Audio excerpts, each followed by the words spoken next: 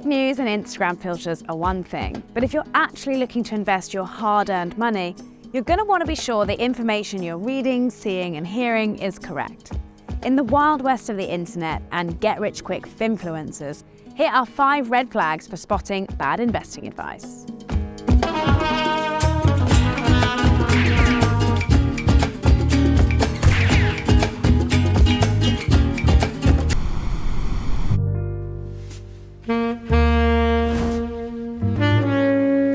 Red flag number 1 is promising or guaranteeing you'll make any kind of money on your investments.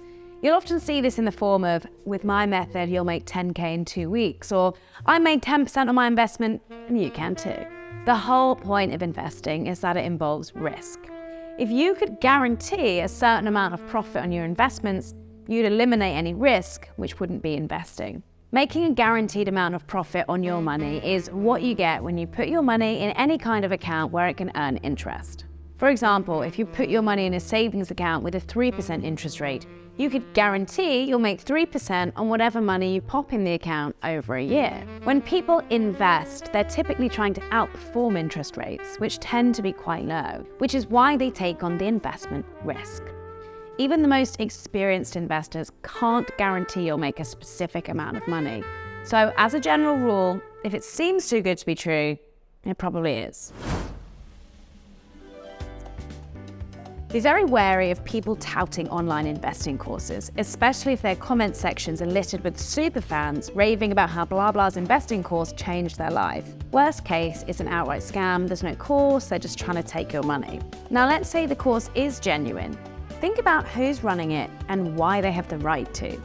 The only people who are truly qualified to tell you what to do with your money are certified financial advisors. A financial coach, as opposed to a financial advisor, isn't bound by the same strict regulation as an advisor. A coach may be able to teach you better money habits in general, for example, but they cannot give specific advice on what to do with your money or where to invest it. And those 473 people who say this particular course changed their lives? Sure, word of mouth is powerful, but consider who these superfans are. Do a little digging and you might find they're either bots or shadow accounts created to boost the reputation of that not so legit share trading crash course.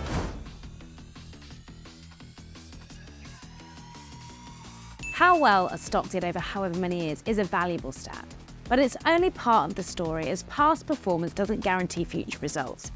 Savvy investors should take a holistic approach when researching the stock they want to invest in, including both past profits and future projections. A company you might want to invest in could be planning a huge restructure or product launch that could seriously affect the value of its stock. For example, your favorite vegan food brand deciding to branch out into real bacon products. If someone is raving about a stock because of how well it has done, it could be worth looking into, but you still need to do more of your own research to make sure it's A, a company you even want to invest in, and B, you like the direction the company plans to take in the next 3 to 5 years. Information about individual stocks should be factual and analysis driven, rather than an excessive attempt to sell. Okay, investing disclaimers may not be the sexiest things, but they can be a good indication that a company or content creator is aware of the rules around investing content and is making an effort to be transparent and comply with regulations set by the Financial Conduct Authority. Disclaimers alone don't necessarily mean the content is legit. You also want to look out for someone presenting a balanced argument, laying out both the pros and the cons so that you can make an informed decision off your own back. If you're reading about the latest and greatest stock that you have to buy now, so is everybody else. And unless you're a trader who's monitoring the markets 24/7, it's likely that by the time you're reading about something, the pivotal moment to invest might have passed. When you feel yourself getting drawn into the buy now or regret it whirlwind, stop.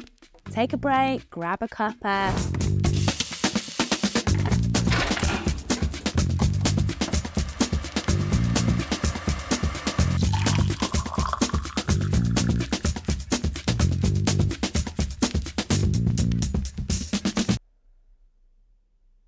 And make sure you know what you're getting yourself into. Does adding this stock to your portfolio actually align with your investing goals? The worst thing that can happen by taking a beat is you potentially miss out on a great deal, but you've also not lost any money. Understanding what bad investing advice looks like and then being able to spot it in the wild is an ongoing process. There's a lot of information to digest, so if you could just take 2 things away from this video, it would be 1, always take a beat before parting with any money to do your own research, and 2, if something feels too good to be true, it probably is. For more investing info, check out our Beginners Investing Hub on finder.com by clicking this link here. And give us some love by liking and subscribing below. Thanks for watching.